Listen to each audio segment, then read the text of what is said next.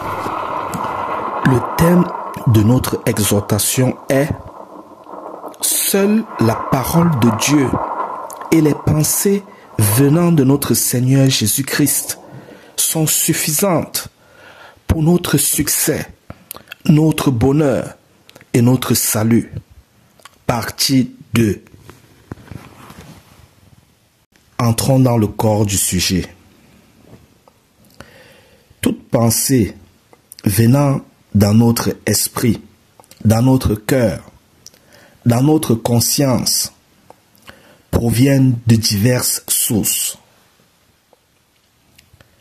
Nos pensées peuvent provenir des situations quotidiennes auxquelles nous sommes confrontés et sur lesquelles nous devons appliquer la parole équivalente de Dieu pour mieux les gérer, afin de ne pas tomber dans un piège du monde et afin d'avoir la faveur de Dieu. Nos pensées peuvent aussi provenir de la convoitise de notre chair par le canal de nos sens, la vue, l'ouïe, l'odorat, le toucher, qui travaillent généralement en concert avec Satan et les démons pour notre préjudice, pour notre éloignement de Dieu et notre destruction. C'est pourquoi la parole de Dieu dit que nous devons marcher par la foi et non par la vue. Car la foi n'est pas un sentiment et ne fait pas appel à nos sens, mais elle s'appuie sur la parole de Dieu et son Saint-Esprit, afin que notre réaction en toute situation ne soit pas influencée par nos sens. Je veux dire, ce que nous voyons, entendons, ressentons, touchons, mais qu'elle soit plutôt influencée par notre confiance mise sur la parole équivalente de Dieu et son Saint-Esprit dans la situation à laquelle nous faisons face. Nous devons donc connaître ce que la parole de Dieu dit d'une situation donnée afin de la gérer selon Dieu pour que Dieu lui-même intervienne dans notre situation. Nos pensées peuvent aussi provenir directement des démons et Satan qui suggèrent à notre cœur des tentations, des mauvaises pensées, des mauvais désirs, des envies, des mauvais sentiments, des mensonges en vue de nous éloigner de Dieu et nous détruire. Nos pensées peuvent aussi provenir directement du Saint-Esprit.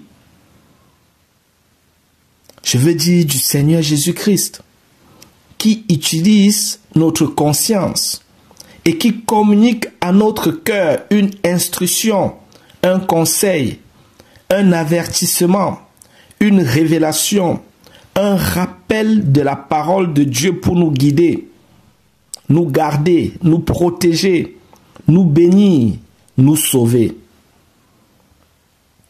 Seules les pensées venant du Saint-Esprit doivent être retenues pour être méditées dessus et être exécutées par nous en toute situation, en toute circonstance.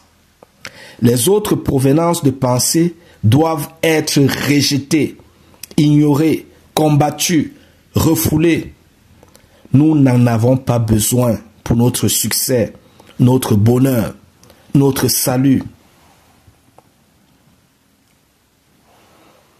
Dieu a toujours quelque chose à dire en toute situation dans notre vie. C'est la raison pour laquelle il faut sonder le plein conseil de Dieu par sa parole et son esprit en toute situation, afin d'être gardé en lui et d'avancer sûrement, et afin d'éviter des pièges du monde et de gagner du temps.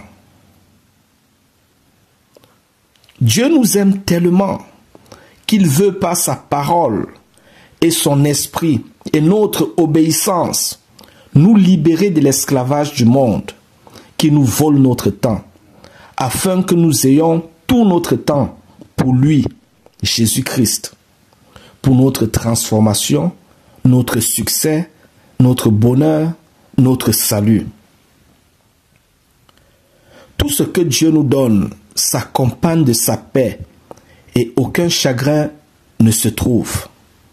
Car les bénédictions de Dieu sont pures et sûres et Dieu lui-même les garde pour nous, pourvu que nous demeurons en lui. Par contre, demander et acquérir des richesses de la main du monde, je veux dire sans Dieu, viennent à nous avec des démons, des problèmes, des tourments, des conditions, au point de disparaître, étant absorbés par nos problèmes. Et même lorsqu'une telle richesse ne disparaîtrait pas, elle passerait entre les mains d'un autre. Elle ne bénira pas notre postérité à long terme. Et elles joueront contre nous au jour de notre jugement devant Dieu. Demeurer en Dieu, c'est demeurer en Jésus-Christ, en nous laissant guider tous les jours par la conduite de sa parole et de son Saint-Esprit. Demeurer en Jésus-Christ, c'est entrer dans le repos de Dieu, au point que même au milieu des tempêtes que le monde peut jeter sur nous, nous avons la paix, l'assurance, l'espérance par la foi en Jésus-Christ. Car c'est Jésus-Christ qui prend sur lui nos tempêtes, nos défis, parce que nous demeurons en lui.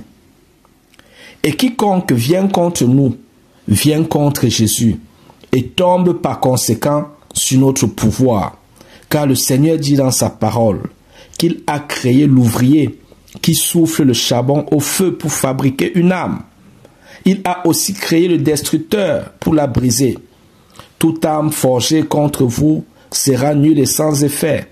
Et quiconque viendra contre vous tombera sur votre pouvoir. Et quiconque se prononcera en justice contre vous, vous la convaincrez de méchanceté. Tel est l'héritage des saints, de ceux qui aiment Dieu. Le Seigneur dit dans sa parole qu'il est le bon berger et qu'il frappe à la porte de la bergerie et le gardien lui ouvre la porte. Certainement, le gardien lui ouvre la porte parce que le gardien connaît sa voix et le gardien n'ouvrira donc pas la porte aux étrangers parce qu'il ne connaît pas la voix des étrangers. De peur qu'en ouvrant la porte aux étrangers, il dérobe, égorge et tue les brebis. C'est la raison pour laquelle les étrangers, je veux dire Satan et les démons, cherchent des passages illégaux tels que les fenêtres, les brèches, les fissures pour entrer dans la bergerie et ensuite dérober, égorger, souiller et détruire les brebis. Considérons-nous nous-mêmes comme étant le gardien de la bergerie. La bergerie étant ici notre propre corps et la brebis dans la bergerie étant notre cœur. Les fenêtres, les fissures, les brèches étant ici nos péchés, notre éloignement de Dieu. Devenons donc nous-mêmes ce gardien qui garde la porte de notre cœur par la méditation continuelle sur Jésus-Christ, les prières fréquentes à Jésus-Christ, les continuelles actions de grâce à Dieu, les psaumes, les louanges au Seigneur, afin de fortifier et d'armer notre cœur et de ne plus l'exposer vulnérablement au pouvoir de la corruption, au pouvoir de Satan et des démons qui exploitent nos péchés comme canaux de connexion à eux-mêmes pour atteindre notre cœur par leur voix et lui communiquer des mauvaises pensées, des mauvais désirs, des mauvais sentiments, des mensonges qui parviennent ainsi à le souiller, et à nous souiller complètement, sans que nous ne résistons, parce que nous étions déconnectés de Dieu par nos péchés, parce que la tentation nous a trouvés sans force, sans puissance pour la résister, pour la repousser.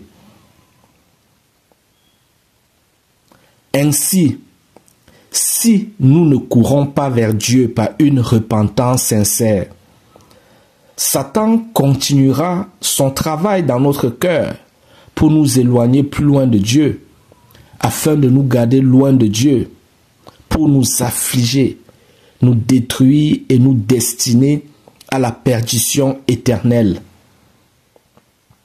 Fin du message. Maintenant prions. Au nom de Jésus-Christ, je dis non à toutes les voies étrangères qui traversent mes pensées. Je confesse que seule la voix de mon Seigneur Jésus-Christ, la voix du Saint-Esprit m'est suffisante en toutes choses, en toute situation, et pour gérer toute situation. Et je n'ai pas besoin de connaître d'autres voies. Au nom de Jésus-Christ.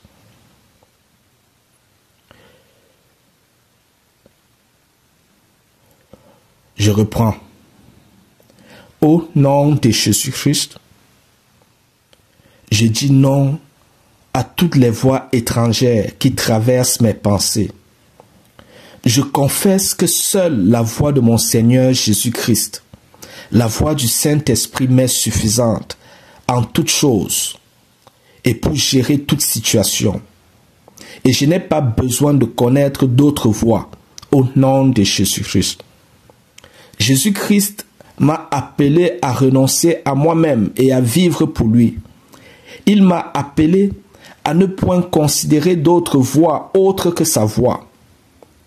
Je prie, Seigneur, que tu m'aides à connaître ta voix au nom de Jésus-Christ. Seigneur, aide-moi à sonder les voies et à connaître ta voix en toutes choses et en toute situation au nom de Jésus-Christ. Ta voix seule, Seigneur, m'est suffisante et je veux dorénavant écouter qu'à ta voix seule pour exécuter tes désirs et ton plein conseil sur toutes choses et en toute situation au nom de Jésus-Christ. Remplis-moi de zèle et de passion pour méditer de tout mon cœur sur ta parole et te prier tous les jours au nom de Jésus-Christ. Je veux dorénavant rejeter, repousser, éloigner de moi la voix de ma chair, la voix des démons, la voix de Satan, au nom de Jésus-Christ. Je comprends, Seigneur, que ta voix est tes commandements, tes enseignements, tes révélations et tes instructions par ton Saint-Esprit. Je comprends que lire ta parole dans la Bible avec un cœur repenti et une intention authentique de te connaître plus, pour t'aimer plus et t'obéir plus, est une visite avec toi dans ta parole, afin que notre cœur, notre esprit soit fortifié et armé par ton Saint-Esprit. Seigneur, quand tu étais sur la terre, tu avais entendu la voix du Saint-Esprit qui te demandait d'aller au désert. Et tu étais allé au désert où tu avais passé 40 jours et 40 nuits sans manger. Par la suite, tu avais entendu la voix de Satan qui te suggérait de faire des choses. Et tu n'avais rien fait de ce qu'il te disait. Mais à chaque fois, tu avais rejeté ce qu'il te disait par la parole de Dieu. Qu'il en soit de même pour nous au nom de Jésus-Christ. Je confesse que dorénavant, qu'à toute pensée qui traverse mon esprit ou ma conscience, je sonderai sa provenance au nom de Jésus-Christ. Si la pensée ne vient pas du Saint-Esprit, du Seigneur mon Dieu, je le rejette. Oui, je la rejette. par la parole de Dieu, le sang de Jésus-Christ et le feu du Saint-Esprit, au nom de Jésus-Christ. Je confesse que je rejette toute voix étrangère, se manifestant en moi par des envies, des désirs impurs. Par le nom de Jésus-Christ, le sang de Jésus-Christ, le feu du Saint-Esprit, au nom de Jésus-Christ. Seigneur, je comprends que tant que nous serons dans ce monde, nous connaîtrons des tribulations, mais nous devons prendre courage, car tu as vaincu le monde. Tu as vaincu les ténèbres, afin que nous aussi nous vainquons le monde. Nous vainquons les ténèbres par la foi en Jésus-Christ. Je comprends, Seigneur, que les mauvaises pensées, les envies, les désirs impurs font partie des tribulations. Je confesse que je les rejette par la parole de Dieu et le Saint-Esprit au nom de Jésus-Christ. Car Seigneur, tu déclares dans ta parole que tout ce qui est vrai, tout ce qui est juste, tout ce qui est pur, tout ce qui est aimable, tout ce qui est honorable, tout ce qui mérite l'approbation, ce qui est vertueux et digne de louange, soit l'objet de vos pensées, dont l'objet de nos pensées et de nos confessions. Seigneur, tu nous enseignes comment rejeter avec puissance les attaques de l'ennemi, Satan et de ses démons. Tu nous dis de garder notre cœur plus que toute autre chose, car c'est de lui que viennent les sources de la vie. Tu dis que ce n'est pas ce qui entre dans la bouche de l'homme qui le souille, mais c'est ce qui sort de la bouche de l'homme qui le souille, car ce qui sort de sa bouche provient de son cœur, et c'est ce qui souille l'homme. Seigneur, tu communiques avec nous par notre cœur, notre esprit. De même, Satan et ses démons utilisent notre cœur pour communiquer avec nous afin de nous souiller, nous corrompre, nous détruire. Tu nous enseignes comment rejeter avec puissance les tentations venant de Satan. Tu nous enseignes qu'il n'y a pas de tentation qui venant sur nous soit au-dessus de notre force. Car tu ne permettras pas qu'une tentation au-dessus de notre force vienne sur nous. Et la tentation, lorsqu'elle vient sur nous, tu nous as donné le moyen de nous en débarrasser. Ce moyen est ta parole équivalente, prononcée avec foi dans le nom de Jésus-Christ. Tu dis dans ta parole que nous ne devons plus laisser notre cœur errer, se balader, mais que nous devons le contrôler nous-mêmes en lui donnant des devoirs. Car quand notre cœur erre, je vais dire se balade, parce qu'il est oisif, il s'expose à toutes sortes de convoitises par nos sens, notre chair et l'influence des démons et Satan, sans puissance pour les repousser. Nous devons garder notre cœur en l'occupant par la parole de Dieu, les versets bibliques, les continuelles actions de grâce, les psaumes, les hymnes, les cantiques spirituels, chantant et célébrant de tout notre cœur les louanges du Seigneur. Nous devons occuper notre cœur ainsi avec endurance et persévérance, afin qu'avec le temps, cela devienne pour nous une habitude, un style de vie, une partie intégrante de notre être, nous permettant ainsi de mener une vie victorieuse tous les jours par la foi en Jésus-Christ. Seigneur, tes paroles sont merveilleuses.